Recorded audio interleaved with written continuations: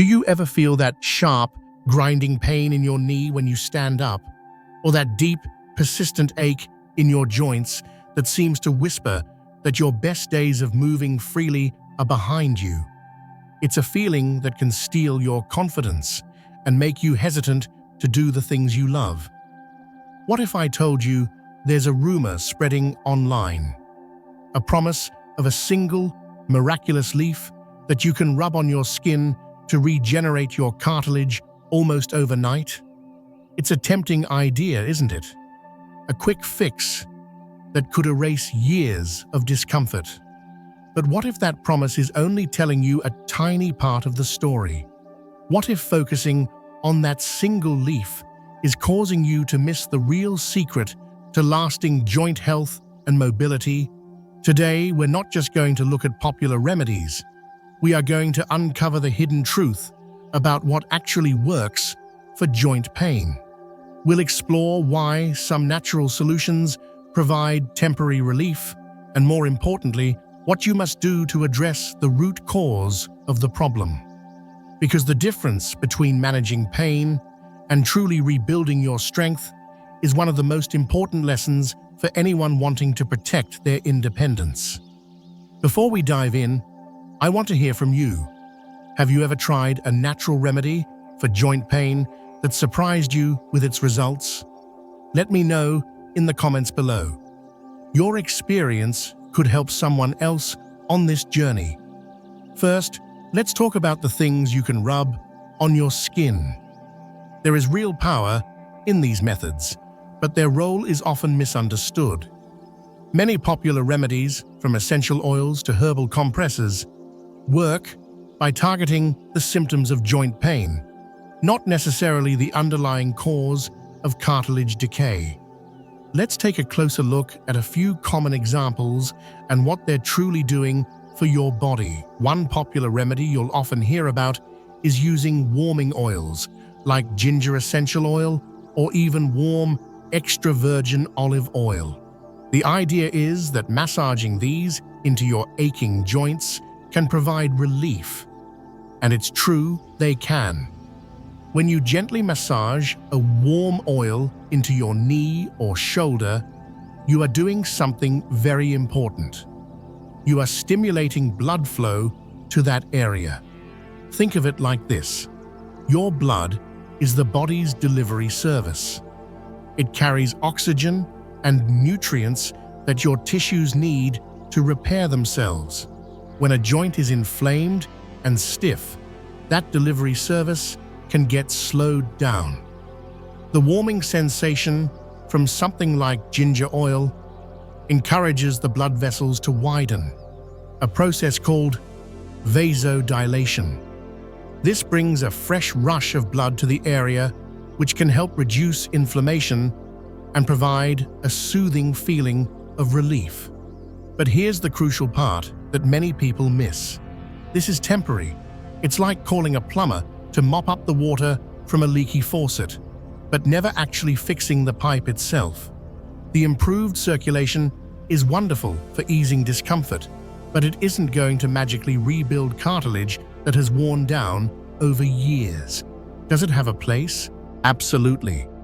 A gentle massage with warm olive oil before bed can reduce stiffness and help you sleep better.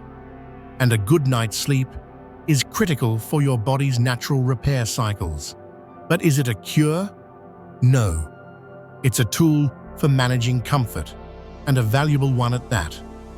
Another category of topical treatments involves things that draw out impurities, like an Epsom salt bath or a green clay compress. The theory here is that these mineral-rich substances can pull toxins out of the inflamed joint, reducing pain and swelling. Epsom salt, which is magnesium sulfate, is particularly well known for this. So what's really happening when you soak in a warm Epsom salt bath? Your skin can absorb magnesium, and this mineral plays a vital role in muscle relaxation. Often, the pain you feel isn't just in the joint itself, but also in the tight, overworked muscles surrounding it. These muscles tense up to protect the weakened joint, but in doing so, they create more stiffness and pain. The magnesium from an Epsom salt bath can help these tense muscles relax, which takes pressure off the joint and provides a wonderful sense of relief.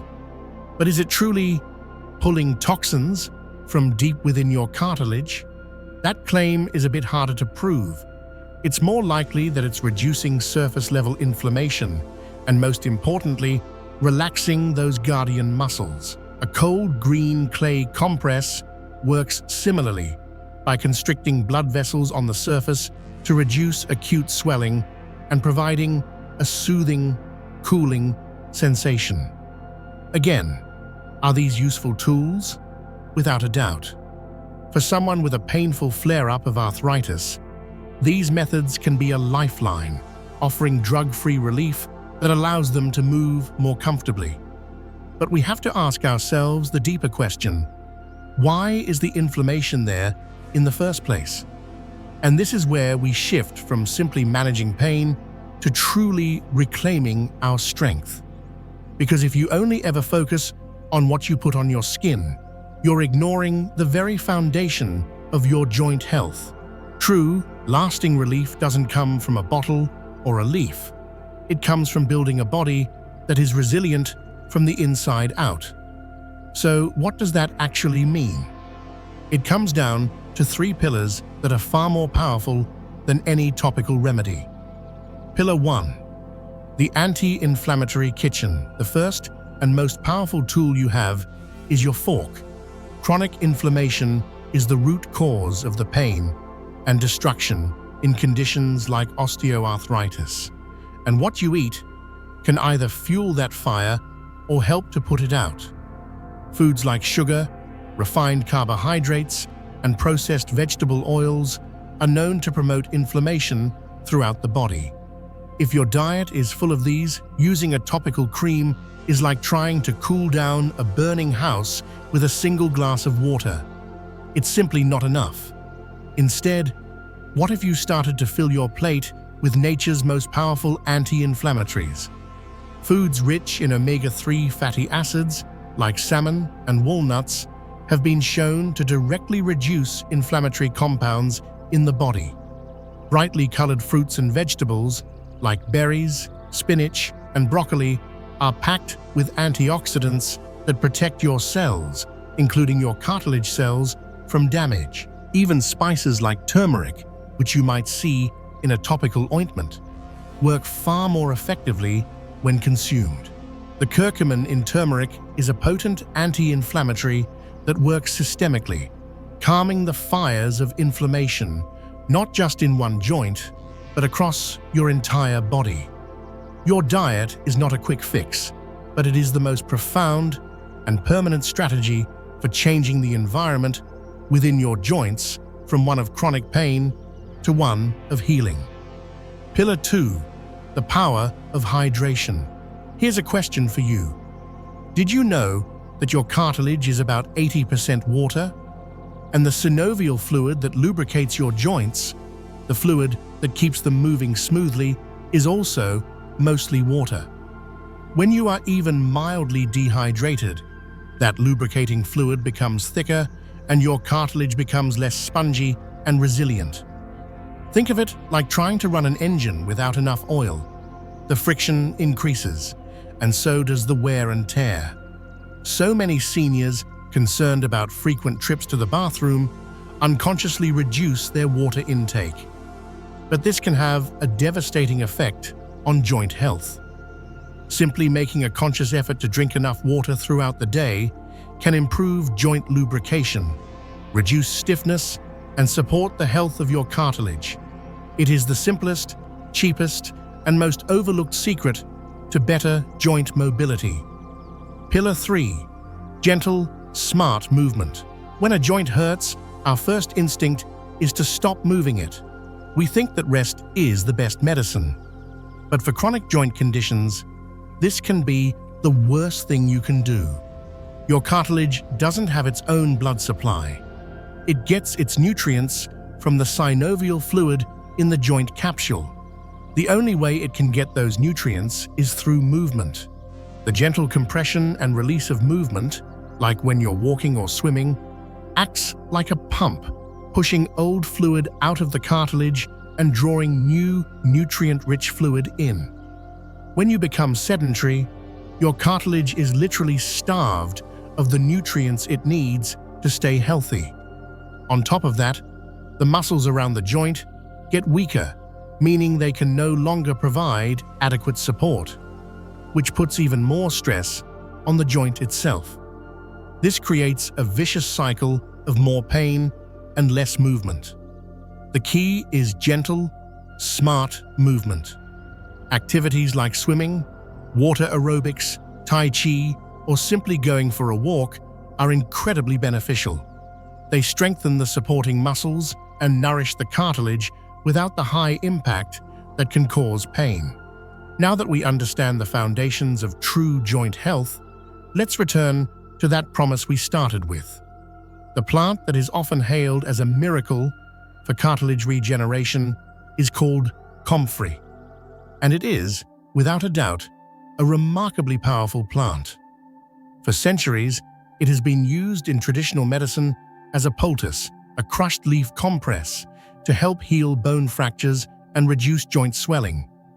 Its power comes from a compound called allantoin, which has been shown to stimulate cell growth and proliferation. When applied to the skin, comfrey can indeed reduce pain and inflammation with surprising effectiveness. It truly is one of nature's most potent external healers. Many people who use it report significant relief, often more so than with other herbal remedies. But, and this is perhaps the most important thing you will hear in this entire video, comfrey must be handled with extreme caution and respect. The comfrey plant contains substances called pyrrolizidine alkaloids.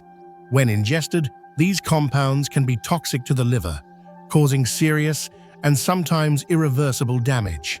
For this reason, internal use of comfrey is banned in many countries, and no credible health expert would ever recommend eating it or drinking it as a tea. Even when used on the skin, it should only be applied to unbroken skin for limited periods. The powerful compounds in the plant can be absorbed into the bloodstream, and while topical use is generally considered much safer, it is not without risk, especially with long-term heavy use. So, is comfrey a miracle cure, or is it a powerful but potentially dangerous tool? The truth is, it's the latter. It represents the temptation of looking for a single, easy answer to a complex problem. While it can offer significant topical relief, it does nothing to address the internal pillars of health we just discussed: your diet, your hydration, and your movement. True, lasting joint health isn't found in a single leaf you rub on your skin. It's built day by day through a combination of smart external relief and powerful internal support. It's about enjoying a warm Epsom salt bath to soothe your aching muscles after a day of gentle activity. It's about choosing a salmon salad for lunch instead of a sugary snack. It's about massaging your knees with a beautiful fragrant oil, not as a cure, but as an act of self-care that helps you sleep peacefully. The path to moving with confidence and living without constant pain is a holistic one. It requires your participation. It asks you to be an active partner in your own health. Now that you know the difference between managing symptoms and building a foundation of strength, what is one small change you feel inspired to make? Will you try adding more anti-inflammatory foods to your diet? Or perhaps make a commitment to a short, gentle walk each day? Share your plan in the comments below. Let's create a community of support right here, encouraging each other on this journey to stay strong, mobile, and independent. If you found this balanced perspective helpful, Please show your support by giving this video a like and sharing it with someone who might be searching for real answers. And don't forget to subscribe to our channel for more honest, in-depth content designed to help you live your healthiest life. Thank you for watching, and here's to moving with strength and confidence for years to come.